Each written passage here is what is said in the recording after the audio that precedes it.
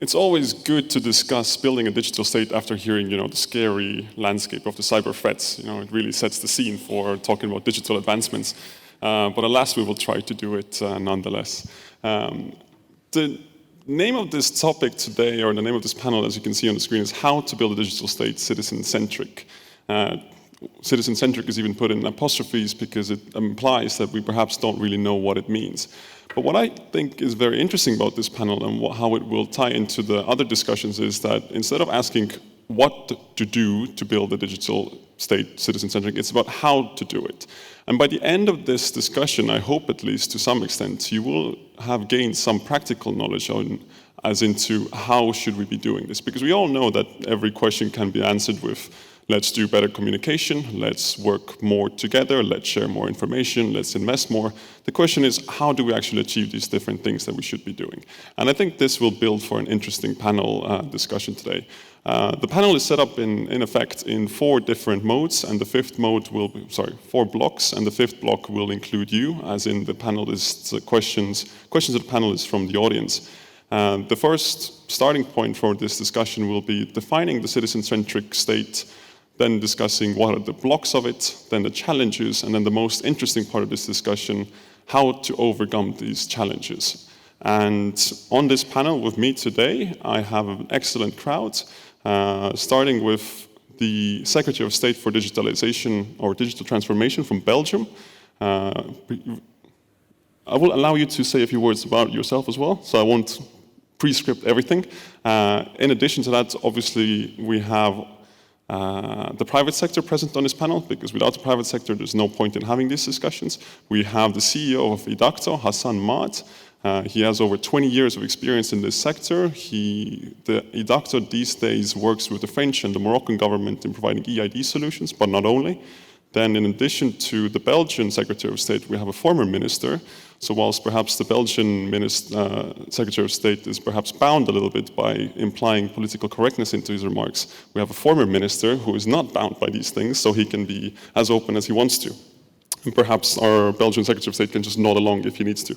And then finally, obviously, cyber can never be excluded from these conversations. We have Vangelis from ENISA, who is the head of policy there, to remind us that whenever we discuss digital, we also have to discuss the cybersecurity element of these things. And I hope that you will agree with me that we will have an interesting discussion together on these topics. And now, coming back to this topic, the first question to the wider audience, to the panelists, is going to be how do they see citizen-centric digital states? But as a good moderator these days, I did the obvious thing, and I asked ChatGPT how to define what is a citizen-centric digital state. And I'm sorry if you already did the same thing, then we might have the same answers. But the answers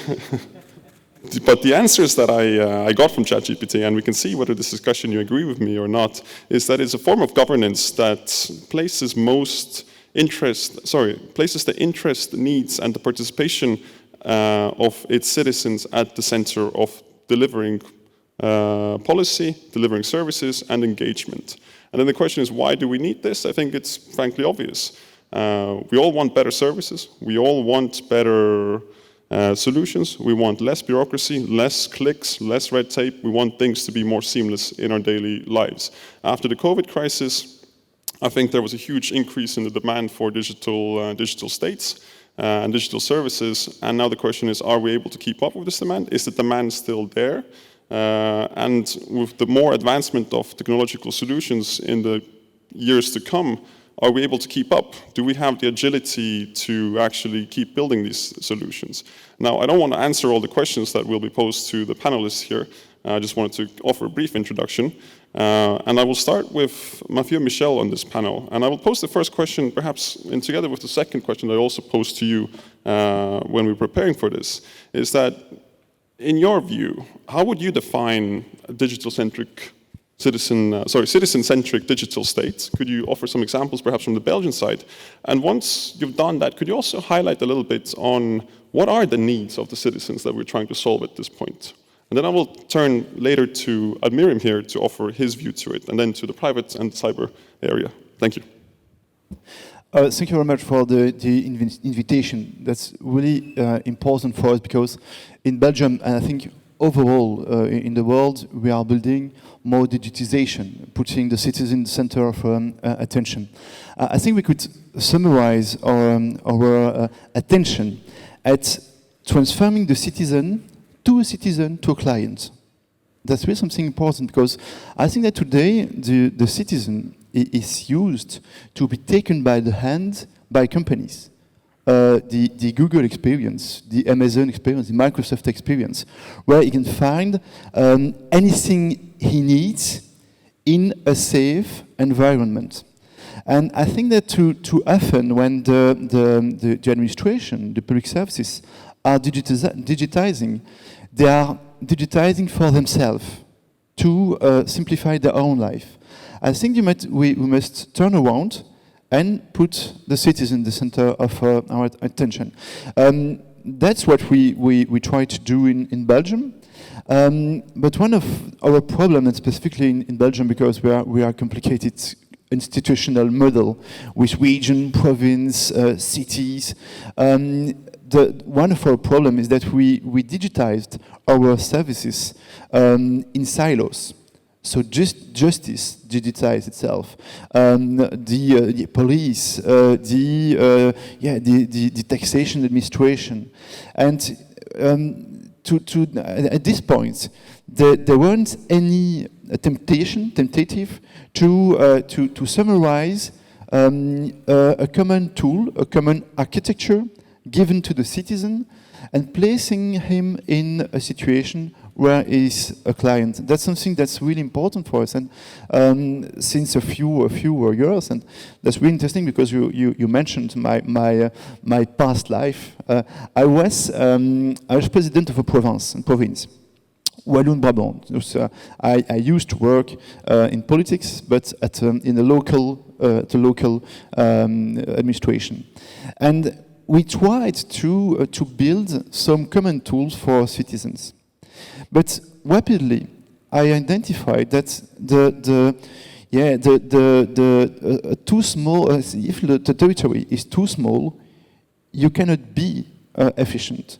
You have to be some scale to be efficient, to give tools which are really efficient, which can deploy the attractiveness for the citizen, but also the efficiency. And that's what I am trying since 2 years in Belgium, is trying to build common tools based on common ecosystem. To say, okay, either if you want to go on your taxation administration or pension administration, you need to find a same ecosystem, and you don't have to, you mustn't have to search for the services.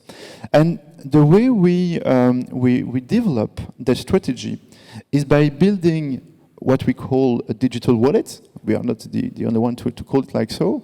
So like a Swiss knife to help the citizen to deploy its administrative life. But we don't build it only through the digital wallet. It's built like a bundle of building blocks, which can be reused in any services, any digital wallet. So what we are trying to do is to build the backbone, so the infrastructure, as safe as possible, so we can identify where are the databases, how function the interaction, the interoperability between the databases. But the door can be placed on any application. It can be the application of a city. It can be the application of a bank. What we want to do is to be strong in the back office of our strategy, but to give as many doors as possible to let the people find anywhere what he's looking for. Thank you very much. That's a fantastic answer to the first part of the question. But I will now like to turn my attention to Admirim, former minister from North Macedonia. And I forgot to mention in the introduction that who I am. I am, as Sebastian mentioned correctly, I am Estonian, which apparently gives me legitimacy to moderate these things. But I'm also the director for defense resolve at the Estonian Ministry of Defense. But the real reason why I'm probably here is that because I used to be the policy advisor to the Estonian Minister for IT, and this brought me here at least twice before, and now it's my third time at Paris Cyber Summit. But enough about me. Now let's turn to North Macedonia and listen to what you have to add to the citizen-centric digital state definition, but also how much do governments go out to actually try to listen to the citizens? What do they actually want? Are we solving a problem that they have, or are we trying to build something and hoping that this will solve a problem in the future, maybe? Thank you, Martin, for the question.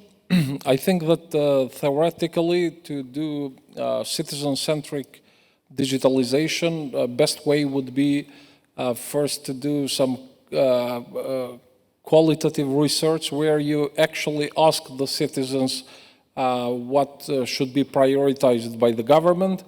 Also, would be good to involve the industry, because usually the industry is the best in technological solutions. Usually they are ahead of the government.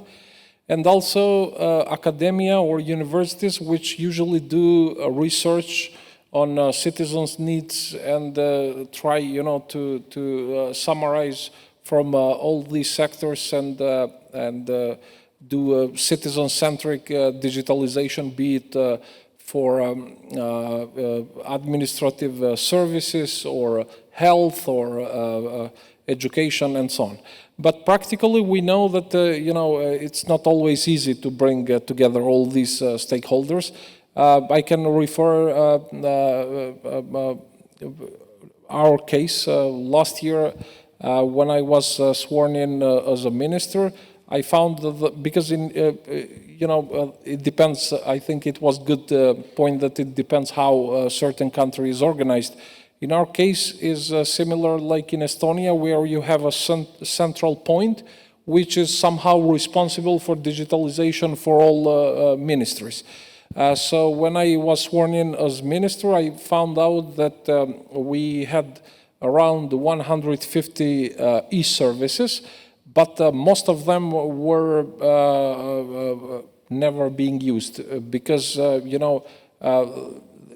they didn't start it by asking the citizens what services in fact need to be digitalized.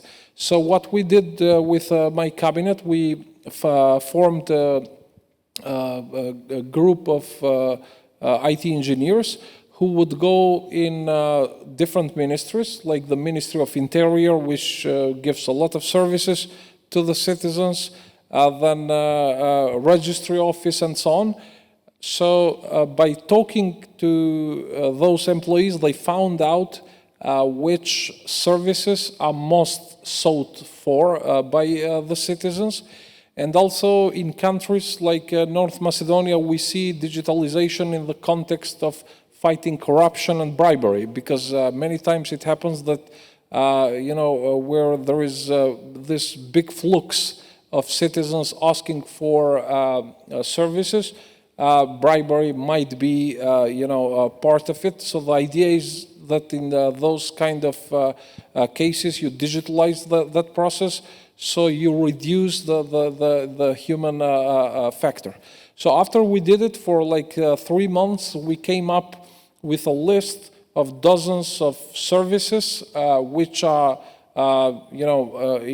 citizens are in most need of it, like a service for getting a new passport, a service for getting a new ID card, and so on. So we just digitalized those services last year, and I know from the statistics that we got, we immediately, had a surge in the usage of e-services by the citizens. But we know that this is a continuous job, and I must emphasize that it would be good always to continue researching citizens, ask them, because this is only one part of it. Of course, another need of citizens is, let's say, the open data of institutions. In there also we strived to push institutions to be more open, or to try to open those data which are not confidential, but for which citizens are very interested to have.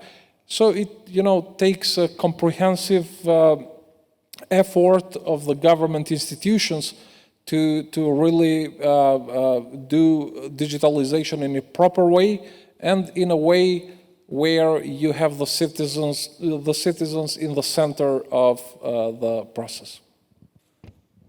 Thank you very much. That's very interesting. Let's jump now quickly to the private sector side. And it was already mentioned, the private sector, that we have to discuss with the private sector. We need to include them in developing these solutions. But let's ask our private sector representative on this panel who has all this experience, what do you have to add? If we want to build these citizen-centric, what do we need as a foundation to even get there? And what is the solution that IDAKTO, for example, and companies like that are providing to this outcome of building these digital states? Thank you, Martin. And I think we need to thank the audience because they prefer to be with us and not at the big and large picnic outside, where it's a sunny day. Before talking about the view of the private sector, maybe I should say in an humble way, as a citizen, how can I see the build a digital state citizen-centric? And we agree that it's a digital state that's been done by the government. So let's back to the roots of our democracy and maybe say that it's a government for the people, a government by the people and for the people. That means we should not forget that if it's a digital state, that means it's here to serve the citizen. And I admire, Mathieu Michel mentioning that we are talking about customers and not citizen, and you're perfectly right. And I do remember 10 years ago when I've been visiting the Northern Europe countries, I spent few seconds to understand because they've not been talking about citizens, but they've been talking about their customers. And I think you, as Estonian, you know that very well. So I admired this, and I thought that yes, that means it's a contract between the government delivering a service to their customers. That means it's also a win-win because the customers wants to get something, and of course also the government wants to get something. Let's say that it's a win-win, and how it should be built. And I do remember also another use case in Georgia, because formerly I've been working with as a vice president at IDEMIA and delivering passport and document and things like that. And I do remember the case in Georgia where you go to something called passport coffee. So you will go and wait for someone to come to you and to deliver the passport. So many of you who maybe they've been queuing those last months after the COVID, think about it. So this is a user-centric. Before talking about digital, that's it's a spirit of considering the citizen as a customer who needs a service, and we need to present it. And of course, the digital state is in competition in that. We mentioned, Mathieu Michel mentioned, we are all, the generation of Google, Apple and others, I will not name all, but we are living, every day, something which is amazing. With a double click on the right with my iPhone, I can pay everywhere. I have just to double click. Before asking about what is about my data, what's about the security, I'm using the convenient things because it's a service delivered to the customer. And the second one, and which I think no one from you can avoid it, is the connect with Facebook. Someone, in the audience can say, I have never used connect with Facebook. Impossible, even myself. Because it's convenient, that's it. So I think the first challenge before again talking about the private sector, which I don't think we have a different view than the others, it's to say that the digital state should know that he is in a race and competition with a large private sector delivering today in a different manner, especially if you go outside Europe, to be honest with you. Because Europe is organizing, and I think we'll get to that, is trying to organize, the landscape and the rules for that. But for sure, today, the states has a role to play to offer something different to their customers. And in competition with the giant of the digital. So we should be at least at the same level of convenience to deliver it. So I'm really patient to see how Europe will be organized with the wallet, with the European wallet. A lot of works are ongoing. There is many consortium trying to do the operation between different countries and see how is it interoperable between the countries, how can we cross the border. How, as a French citizen, can I use a Belgian service without need to something else than the click of a button? Request maybe an official document, etc., etc. So this is how we see it as a private sector, as any other citizen, something which is convenient for us. And of course, I'll get back to IDAKTO and to our offer, but I will say just a few words about that. I mean, we are representing a small and medium business, but really helped by the French government because we succeeded to win a tender to provide the digital identity infrastructure in France. After having done it in many other countries, it's rolled out in Morocco, as you mentioned.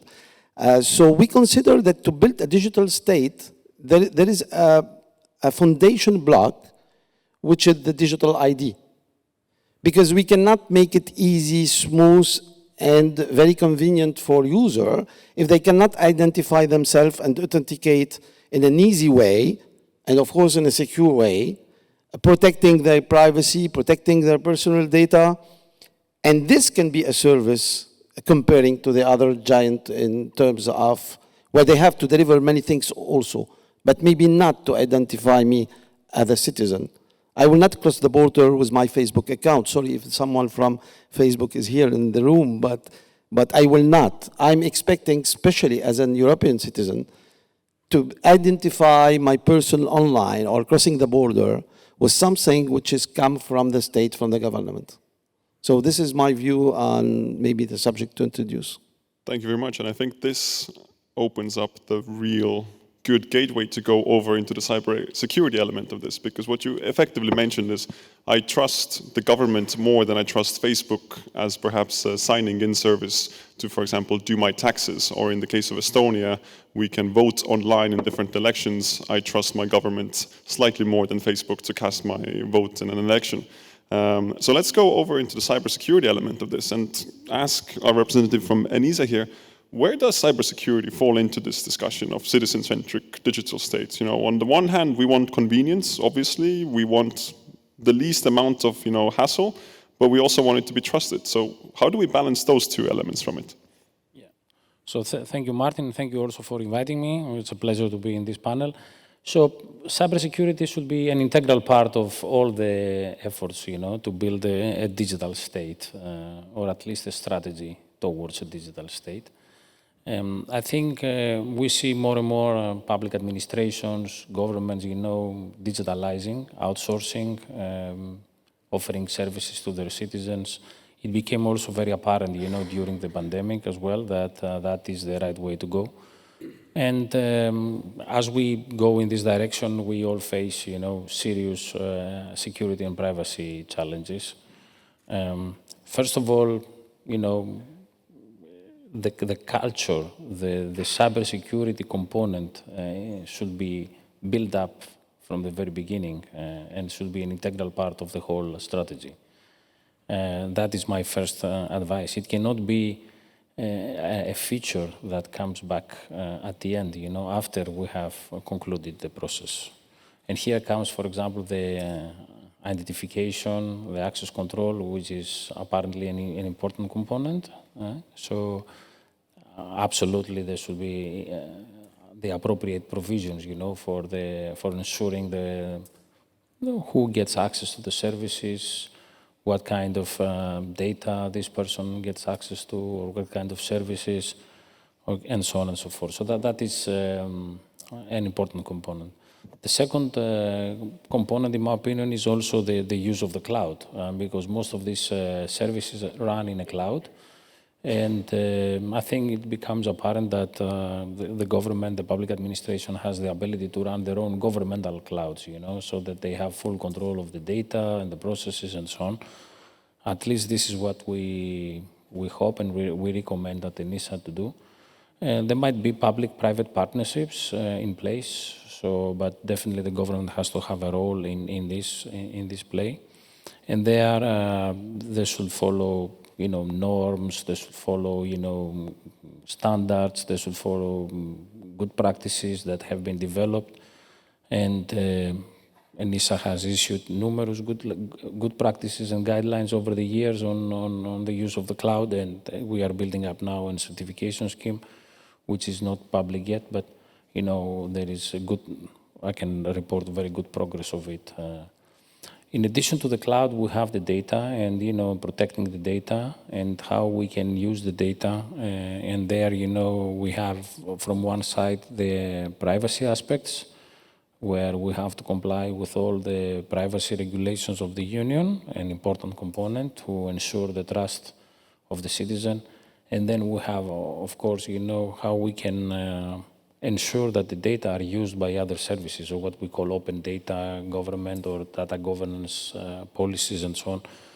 And recently, because of the artificial intelligence, I hope that public administrations, can be more creative and use, this data somehow for, for learning and develop more customized services through artificial intelligence means. Now, all this is possible if the public administrations and the government, or even the state, has, its own cybersecurity capability. They have a well-functioning CSIRT, an incident response team that is able, to understand and respond.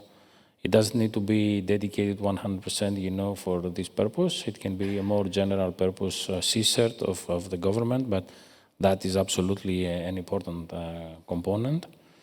Definitely, there should be a cybersecurity strategy, either for the whole state or at least, for the services offered within the public administration. And there should be, different provisions. Maybe the law has to change. Maybe there will be updates, in different aspects of some administrative notices. There might be alignment with other strategies, like, for example, for crisis management, and that should be an important component as well. So there should be all the necessary changes that will ensure the state to run. However, this doesn't ensure that will be a citizen-centric. So I have seen a lot of governments doing it bottom-up, and they hope that at the end result will be very nice and pleasing and convenient, for the citizen. But the citizen usually, didn't meet the expectations of the government. So there should be another approach, and in my opinion, the approach is to design the service, have the culture of serving the citizen as a customer, and offer a service that is very useful. Is this a digital wallet? Is this using other means? How about interoperability? How about citizens of Europe moving from one state to the other? Can they, for example, reuse some of their data, certificates, and so on? So these are all very important challenges, that we can all maybe discuss later in this panel. Thank you. Thank you very much. I think that was a very thorough answer on not only the cybersecurity side, but what are the kind of leading us into the next part of this discussion is what are the obstacles of standing in the way from getting there? Because, and I will turn now to the government representative here, is that because we've discussed that it needs to be citizen-centric, it needs to be citizen as a client, it needs to be secure, it needs to be convenient. We perhaps we can all imagine what we want it to be. Now comes the question, why isn't it like that already? Why have we not met the expectations? So what, and I know this question is supposed to sound provocative, but the question is, what's standing in the way? You as a minister, you've got extensive experience, perhaps talk a little bit about what challenges you've faced before and what challenges you're facing today. And then later, after we've done this tour, then we can discuss what are the solutions to these challenges. And then I will invite the audience to pose their questions. So those who are feeling a little bit sleepy perhaps can start thinking about the questions they would like to ask these panelists as well already in advance. So Mathieu, over to you. Okay, thank you for the question. I see obviously many obstacles, but never those obstacles are problems. We just must go through those obstacles. That's why it was mentioned a few minutes ago. A country like Belgium is really different. If we speak about a country like Estonia, your historical past is not the same. The way you build the centric vision is easier. For us, it's really complicated. If we speak about digitizing all Europe, you add complexity to the complexity, because a process in Spain isn't the same as it is in France, for example. So those are a lot of obstacles based actually on our difference, but not only our difference as a country, as regions, but also between the different administration.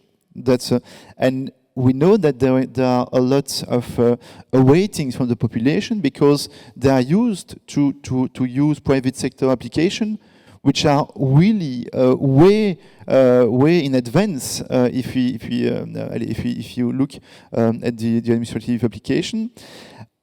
Obviously, we must also see that for a big company like, for example, Amazon, the board is aligned on one direction.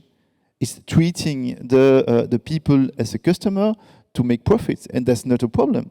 But they are aligned to align the same vision, the same way as government and public administration. That's not exactly the same. But I would like to come back, if you allow me, to one important thing what was said a minute ago. It's about the way we must find the good balance between easy access, easy use, easy onboarding, and the way we must define the security standards. And it must be easy, but also as safe as possible. That's really a big challenge, of course. And you mentioned a few minutes ago a big difference, to my point of view, between a profile and an identity. A profile, Facebook, Google, anyway, that's a profile. And it can procure you also security, but an identity, that's something else. And if we speak about cybersecurity, to be able to identify a guaranteed identity given by the government, to my point of view, that's something really centric if we want to develop some new applications working together in Europe, but also outside Europe. And we spoke about the capacity to a citizen to travel from one place to another. There is a wonderful project, meaning also that we can find solutions called the Single Digital Gateway, for example. The Single Digital Gateway is something which can unify the countries in aligning the nose of the countries in the same direction. And I think that how we can go through those obstacles is by building regulation together. ENISA is an important actor. You are doing a wonderful job. I think that you have to be more. The countries must more listen to authorities like ENISA and others, because you are the one who will help us to align our strategy. And aligning the strategy is the best way to go through those obstacles. And NIS2, for example, EIDAS, those are the tools which we must implement as fast as possible if we want to build a strong, coherent, and safe user-centric administration, and that's what we are trying to build. But at the heart of that, there is identity. Of course, you mentioned it, and that's really important. And I'll make a little bit of advertising, because in 2024 we will have, as Belgium, the European presidency, and one of my main attention will be the virtual identity, to bring back the responsibility on the digital world through a guaranteed digital identity. That's something really important. So identity, and then the databases. How do we secure the databases? How do we work with the sovereign cloud? How do we work with all that, the strategy about the data? And so you have, from a side, the user, the easy access for the user, and then a strong infrastructure about the data. And between the other, structure like NIS2, EIDAS, and so on. All right, thank you very much. I'm happy that you caught the tail of my words of easy access and usability and security. But I will now turn to Admirim, back to you from the other perspective. And going back to the question, what in your previous experience as a minister were perhaps the main challenge that you had to face in building and delivering on these changes? Could you please highlight that for us?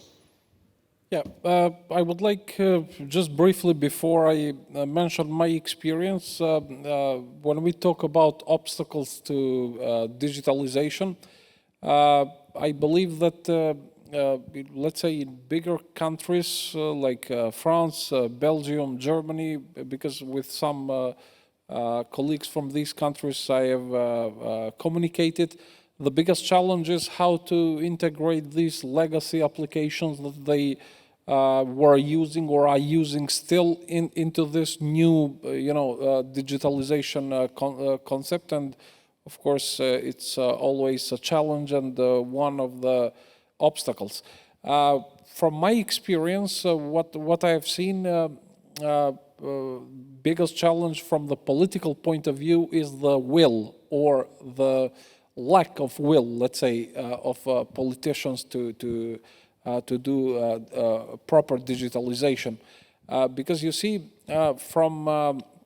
apart from these technical obstacles, countries that I myself have seen and that are very good in digitalization, you have either countries like Estonia, which in their political stakeholders don't see digitalization as a political thing.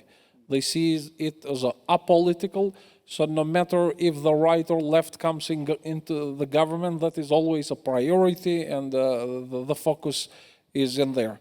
You have also some other authoritative democracies where also they were good in digitalization, like the case of Albania or the case of Azerbaijan, where the president or the prime minister set some deadline and nobody can challenge it, and they just do 1,000 services in 2 years. And I'm not recommending that, and I'm not trying to say that that is a good way, because we have seen in practice, in fact, that in some of those cases, the cybersecurity aspect of it has been overlooked, and they had big problems.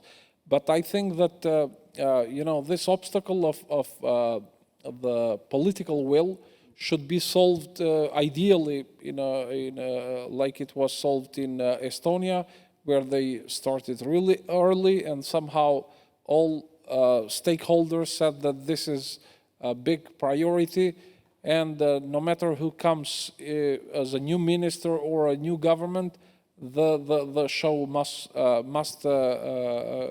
go on.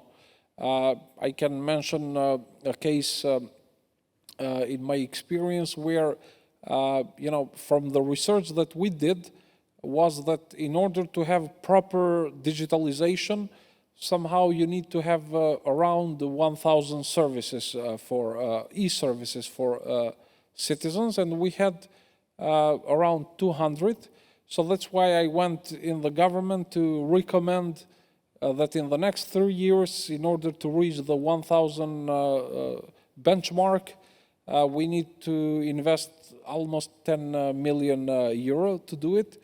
And there were a lot of colleagues from other different parties that said, oh, 10 million euro is too much and this is not our priority. And in the next government session, you know, they vote for a highway where we invest 1 billion euro. So, you know, this means that first, in many places, like in my case, this thing is still being perceived as political. So it depends which political party you are. If you are a strong political party, you can do it, and otherwise not. And plus, it means that the politics still has problems with priorities. So you can invest hundreds of millions of euros in something, but still you see digitalization or cybersecurity as a luxury which can wait and so on. So at the end, of course, it is the citizens that I think are damaged by these policies. And that's why, you know, the will of political parties should be fixed in order to remove this obstacle, which I see the biggest obstacle apart from others, which I mentioned, like the technical obstacles. Thank you, Admirim. Just before I go into give word to Hassan and Vangelis, Mathieu, do you want to comment on this? How much of what Admirim was describing is also the case in Belgium? If you don't want to comment, that's completely fine as well. I can comment, but one of the problems is the fact that if you take the Minister of Justice, when he wakes up the morning, he don't think about digitization. He thinks about justice, and so the sense of priorities isn't the same. That's one of the points. I think that we mustn't also not underestimate the strategy of the administration themselves. You have civil servants who have their own vision about digitization, and so it's sometimes difficult for the politicians, as we are, because we don't have the technical background, and there are also a lot of mistakes who are done by, but technicians who doesn't think as politician. And so they think about the best technical solution for themselves, but which may be a problem because it's maybe not, it gives not the opportunity to interpret with other solutions. That's really complicated because that's a problem of politicians also, so we must put it on the agenda. I must mention that the last 2 years, that I'm in charge since 2 years, so that's a post-COVID charge. It's changed a lot. When I was president in my province in Wallonie-Brabant, nobody was aware about digitization. If I had spoken about a digital wallet, that was not in the mind of everybody. No. Every administration is late in its own digitization, so it's a little bit higher at the agenda. But as you mentioned, in Belgium we are already a digitized country, but with old solutions, and so old mindsets. For example, if you take the GDPR, a lot of our digitization was before GDPR. Obviously, a part of what we did was a little bit the Far West, but it worked, and it still works. So we must stimulate a change in the way we identify the technical aspect, but also the political aspect of working together in bringing a common solution usable by everybody and as easy, safe, transparent, and convenient as possible. Thank you very much. Now I'll give word back to Vangelis, and I'll pose the question we've discussed what it is on a political level, perhaps a regulatory level, on a finance model, the challenges there. But you, as a cybersecurity expert, in essence, when you look at where we're trying to build our digital societies going forwards, what risks do you see from your perspective? What scares you perhaps the most looking into the future of digital states and citizen centricity? Yeah, so the biggest maybe risk is that there is no proper risk assessment, risk management, before introducing the services. Maybe because they are in a hurry or maybe because some IT people have strong views, or maybe because the solution comes, as a package from the private sector. So what I will recommend all the organizations is to do a proper risk assessment before offering the service, and carefully assess, all the risks, assess which ones to accept and which ones, not to manage, and for the ones that they will accept to manage, they should have proper controls and do their job properly, That is absolutely a priority, and in a lot of cases we haven't seen a lot of risk-based approach. The second thing that I will recommend is that because we are dealing with citizens, data of citizens, and so on, and there are a lot of policies and regulations. I mean, Minister Michel already said that there should be a proper, policy assessment. How do we manage the data? Do we comply with GDPR? Is this an open government approach? How do we share data from one department to the other? So this is definitely a second, the regulatory risks. So one is the technical risks, the second is the regulatory risks. The third that I will definitely see here is that, we tend to think and work in silos. So departments or even ministries might have their own decision-making process. They might decide how to act on particular aspects of certain services. I will definitely recommend to centralize.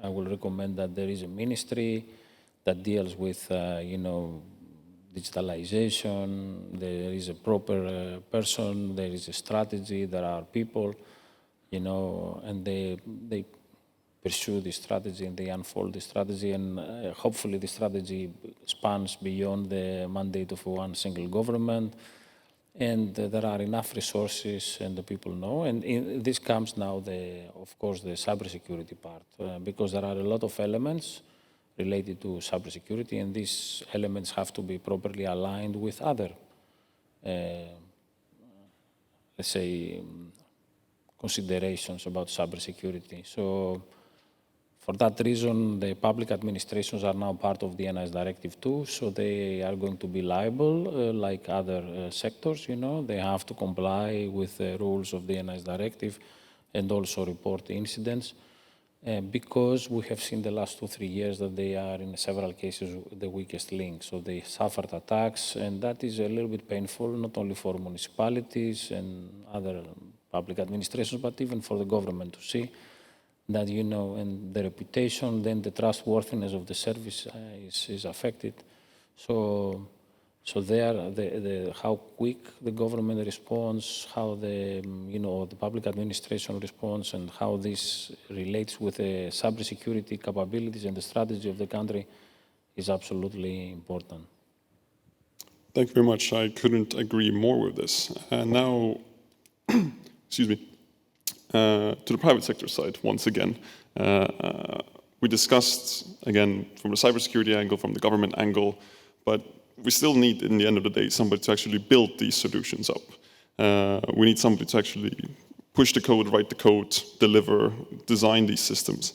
So my question to you, Hassan, is from your perspective, again, from the private sector, what do you see as the main challenges holding the governments back from having these innovative new services? Are governments even able to have the agility built into their structures to deliver on these things? Or is the agility based in big companies in the world, or is it smaller companies? Or how do we actually get from, setting the priority that we want to do this to actually building it and delivering it to the citizen? Okay, thank you, Martin.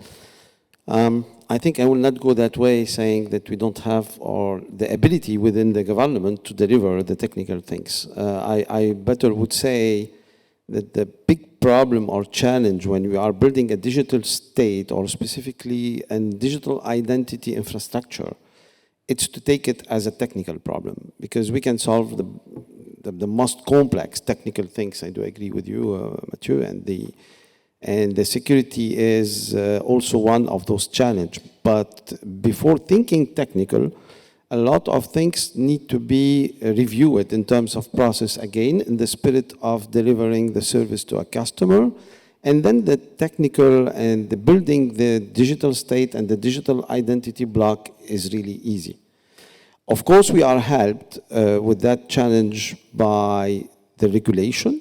I think IDAS is a chance in Europe that is followed also by other, like let's say, proximity region, such Africa or Middle East, because they don't have same laws. So they need also to deal with Europe, and they need to build on.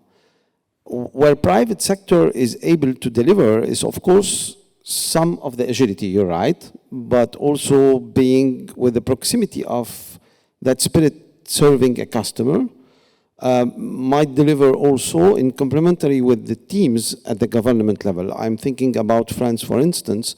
We have a brilliant, experts and technical teams for that, but of course, hopefully, the state needs also to cooperate with the private. So collaboration is important.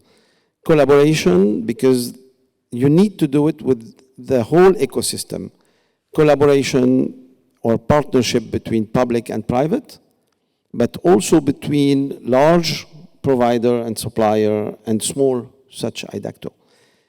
Why? Because, in that war of having the convenient solution, having the secure digital ID, you need to onboard all. You need to onboard an ecosystem. You need something to drive that ecosystem. And I think there is a place for also the SMB in that, especially in Europe. There is a dynamic. I think Estonia is one example. You have really small companies going all abroad and selling not oil, but selling digital. This is fantastic. I think it's amazing to see you going and selling digital. So everything is going digital, but you are selling it. So, and doesn't mean, the countries when you are growing, they don't have the expertise. They are just interested by your use case. That's mean before the techniques, you've put something before and prior to the digitalization, which is the process that we've been thinking and the process that we've been setting just to serve your customer. Okay? So then getting back to the different model, I would say just avoid. I talked about simplification, of course. It doesn't mean for sure, and especially not for IDAKTO, that it should not be secure. It should be really highly secure, okay? And it should be the difference.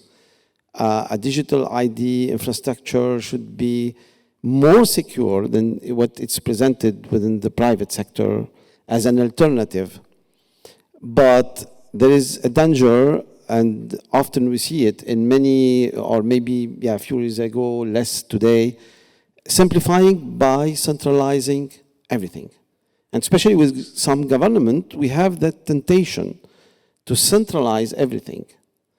And we've seen that we've got back from some experience, like the unified portal. I do not remember in France we are using the unified portal to access and to do something that I need to do with the administration. I will directly go to the data that I need or to the process to follow, and then it's up to each administration to action the information that they need from the citizen to complete the process.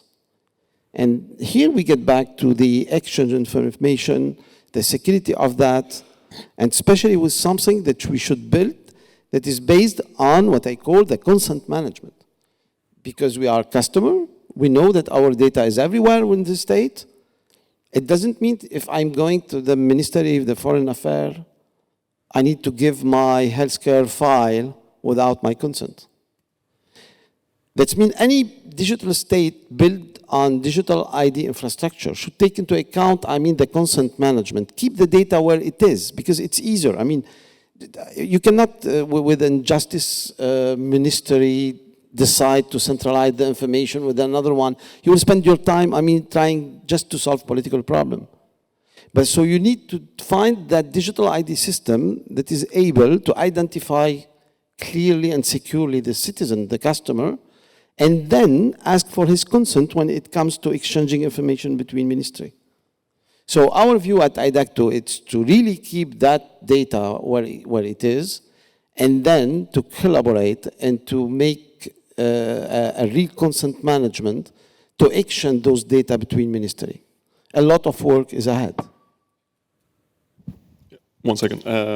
Thank you, Hassan. It's interesting you say that because not only did you highlight the challenge or the problem, but you also provided the solution. It shows that you've done this for a long time. But I see, Mathieu, you want to come in. Yeah, I would like totally to agree with what was mentioned. The consent is something which is at the heart of what we must bring in the evolution of digitization. That's why I think in Belgium the database, which are decentralized, is important, but also the decentralized data through new technologies like blockchain, for example, for us is really important. There is a project right now called EPSI in Europe. I think that's something interesting on which we want to work, and that's the second time I will advertise the Belgian presidency, because one of our key attention in 2024 will to take EPSI, which is, from my point of view, a technical project, to a political project, and use more blockchain to be able to give to the citizen a data wallet, a wallet with its own data, which he will be able to use to give access to application. That's something that, to my point of view, can be the future of the data, and not allowing the data to be duplicated in some application, but to have your data in your blockchain wallet, but not an Ethereum blockchain, but a blockchain managed and regulated by Europe. I would call it, so that's a third page of... Thank you very much. And I would call it European, and I think that it can be something really important to precisely do what you mentioned a few minutes ago. Okay, so I didn't mean to interrupt you there for a second, but I think this discussion is prolonging in the right direction, that we've discussed the problems and now we're already jumping to the solutions. I see one of the solutions in the future being the Belgian presidency of the European Council, so only high expectations. I am more than confident that you will deliver it. I remember the last Belgian presidency apparently was hailed as a big success, so no reason why this one shouldn't be. But I think we've solved sort of the 50% of the problem in this room, because there's a great quote by Abraham Lincoln that if he has 6 hours to cut down a tree, he would spend 4 hours sharpening his axe. If we understand the problem well enough, then the solutions by itself should come quite clearly for us. And I want to take the opportunity to go back to Admirim here, because he was as a former minister, he was very open and candid about the problems that he faced. Them being legacy systems, lack of investment, and also will of the politicians, and also over-politicization, perhaps, of these digital developments. And I want to ask you, okay, we understand the problems, but could you offer some of the solutions that you see could help other governments, or perhaps somebody in this room who wants to go back to their home country and say, okay, we had the same problem, but now we need to start solving it? And once you've done that, I will go back to Mathieu again, and then open up also the questions for the audience so you can add into it, because I know that we're nearing the end of this discussion, but this is the interesting part, at least in my eyes. Thank you for the question. I think that from what we have seen in most of the countries is that from the government perspective, when you want to do proper digitalization, it's like the foundation is the digital identity. countries that don't have digital identity for citizens. It means that their citizens cannot log in through one central portal to all other services. Usually in situation where citizens, like the case in North Macedonia, a citizen goes in 5 different institutions, and in 5 different institutions needs to give his or her information again and again and again. So, we mentioned that one of the obstacles is also to usually convince the finance minister that this is priority and we need this much budget. So I think a good way would be to just make different segments of the digitalization. And I believe that the first most important segment is the digital identity for citizens. In my last months as a minister, I started this project with the Minister of Interior, because in North Macedonia we have this standard IDs which are plastic and nothing inside. So the idea was to create a project in the next 3 years for all citizens of North Macedonia to do ID cards which inside have a chip, and with that chip, in the future they can log in all government digital services. Of course, with the idea at the end to be able also with to vote online, so to have this online democracy and so on. And I believe that once this digital identification is properly done, then other stakeholders will see the benefits of the online services, and it would be easier, to convince even the Minister of Finance to allocate more budget to do things. This would be, one aspect of it. Second aspect, which I just wanted to highlight and which usually we see, is this big gap between government IT services and in the industry. You know that in the industry, main focus is in the development or upgrade of current applications. That's why every week we need to update our applications on our phone from Play Store or App Store. While the government perspective usually is that once you buy a certain product, it doesn't need to be updated for the next 10 years, which of course is wrong. So we need to take in consideration that, especially in the digitalization world, things are going very fast. And as much as we allocate budget for a certain product, we need also to allocate a budget for the maintenance or for the upgrade of that product in order to accomplish the citizens' needs. Because the topic is citizen-centric, and that's why it's easier for our citizens to navigate on Netflix or Facebook or Instagram than on government services, because many of them are old-fashioned and don't have the friendliness that they need to have to be citizens-centric. Thank you very much. I'll turn to you, Vangelis, again, because I know that ENISA has been working on something very interesting, kind of in the same tune. So hopefully you will get the gist of what I'm asking you, but let's see if my question is convenient enough to get to that point. Admirim just mentioned that we need to, allocate certain amounts of money for digital governments and make sure that we also have the maintenance for it. But what about the cybersecurity angle on it? And what's ENISA's policy recommendation on that part? And very briefly, because we're running into the last fumes of this engine of this panel. Yeah, this is a very good question, because I think in many countries, the spending on cybersecurity is undefined. Nobody is able to trace. And not because there is no will, but there's no framework in place. There are no concrete indicators or metrics. And for that reason, it's not easy to say, yeah, the percentage of the cybersecurity investment is 1% of the GDP or 2% or. And in my opinion, we have to work on this because then we might be able to see how much member states are investing on cybersecurity, and then we can maybe draw the line and say you have to do more.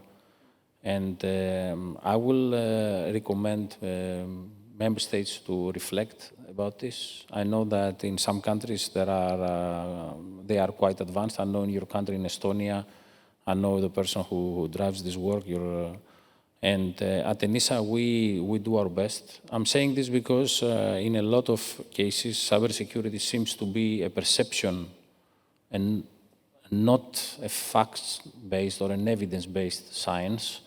And by collecting data, by analyzing the data, by correlating the data, we might be able, to identify maybe the problem and come faster to the solution. And as you said before, knowing the problem and having a strategy to solve it, pays off, saves a lot of money, actually. Thank you, and completely agree that first we measure how much we put into cyber, and then perhaps we can benchmark it a little bit like in NATO. We have a benchmark of 2%. Now it's going to be a little bit higher, hopefully. But we understand what we want to achieve, how much we need for it, and then we can set the kind of the finger at anybody who's spending underneath that. But last question from my side before I promise I'll open it to the public would be from me to Mathieu. You said that your justice minister doesn't wake up in the morning thinking, oh, how can I make things better on the justice digital front?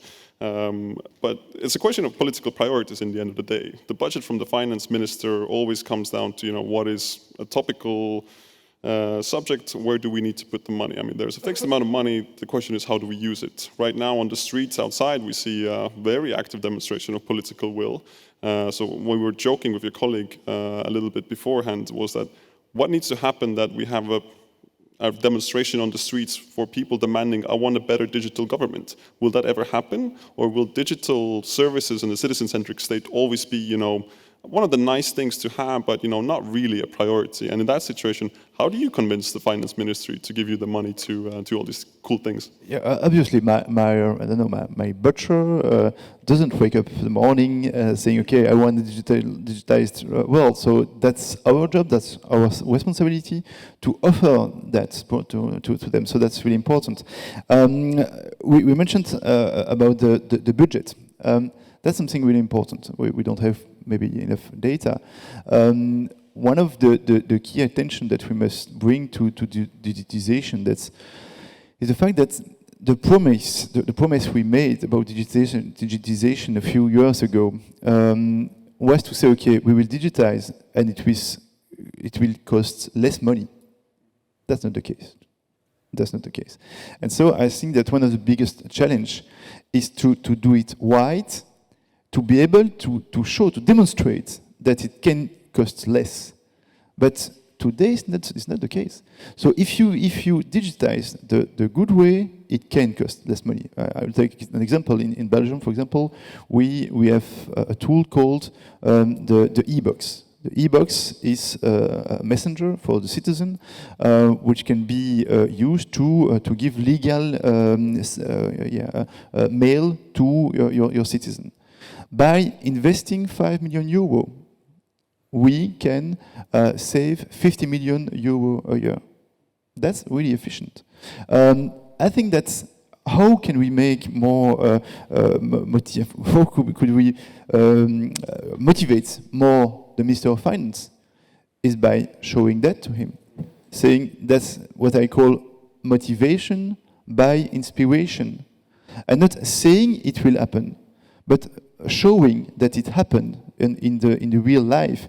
And I think that a good digitization with a good manner to identify new process, a good manner to identify scalable investment, so on, that's really important. In Belgium, for example, we see that our strategy about investing in cybersecurity is unbelievable. We spend billions, hundreds of millions in cybersecurity. But we paid 5 times, 10 times the same thing, the same reflection, the same analysis, because the fragmented ecosystem doesn't help us to take advantage of the capacity we have to pay less money for the same service. So that's really a problem, but I think that motivation by inspiration is what we must do, and therefore, done is better than perfect. So we must show the line and show that it's possible to be more efficient through digitization and also more secure. Okay.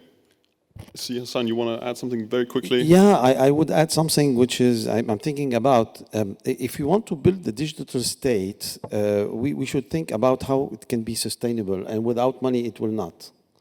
You are looking for money, but I mean, if the citizen as a customers will not pay, how can you get back? I mean, you're paid the system.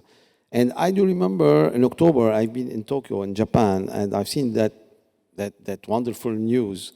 The Japanese government offered 20,000 yen for each citizen doing 4 digital transactions. Can you imagine? It's the equivalent of 150 euro, roughly, I mean.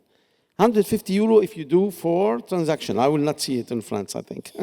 The budget is huge, neither in Belgium. That's the Belgian presidency goal. Just to say, we are thinking a lot of good things like self-sovereign identity, the wallet. Okay, we'll see how we can secure it, because we'll put all the data in a wallet on the phone, and then the citizen is independent to protect his data and to provide his data to any access online. But if you are not thinking the business model, I think we'll never make a sustainable digital identity. And here where the private sector, not IDAKTO, of course, but the private sector will most probably offer things where customers is able to pay for it.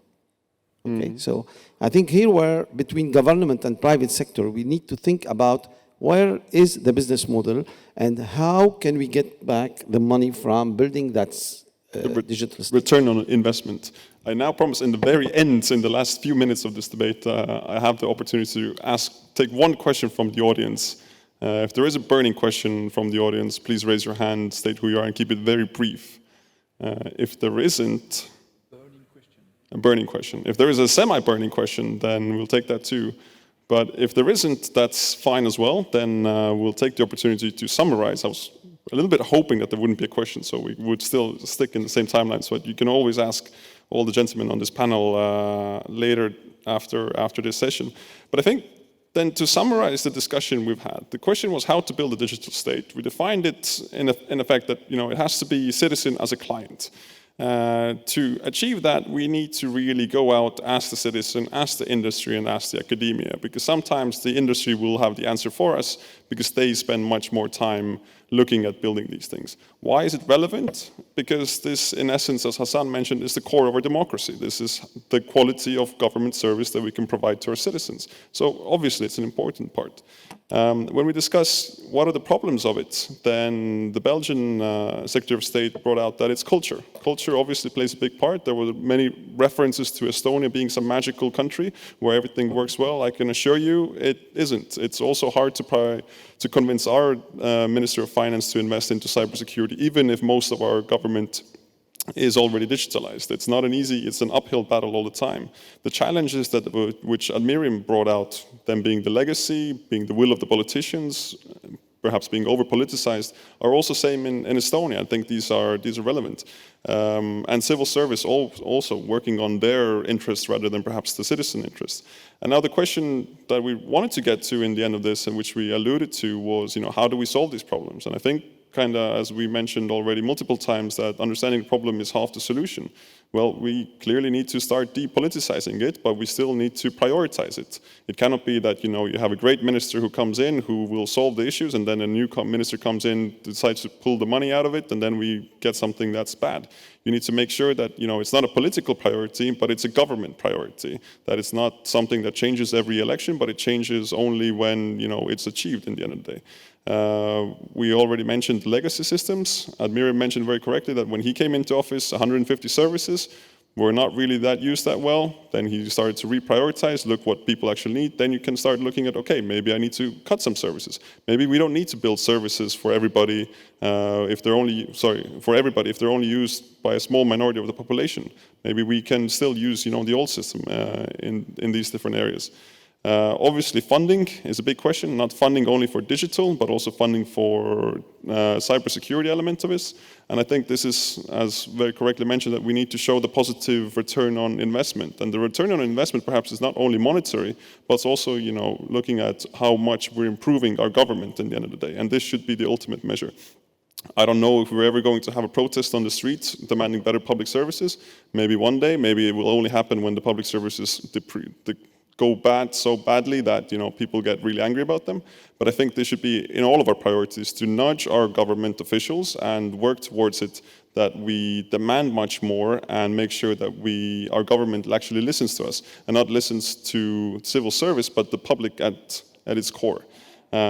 And with these comments and 3 minutes over the line, I thank you for your attention. I thank the excellent panelists. I hope you enjoyed this discussion. I hope you got something new from it. And I invite you to all talk to us after this session. So thank you very much, and please give a big round of applause to our panelists here.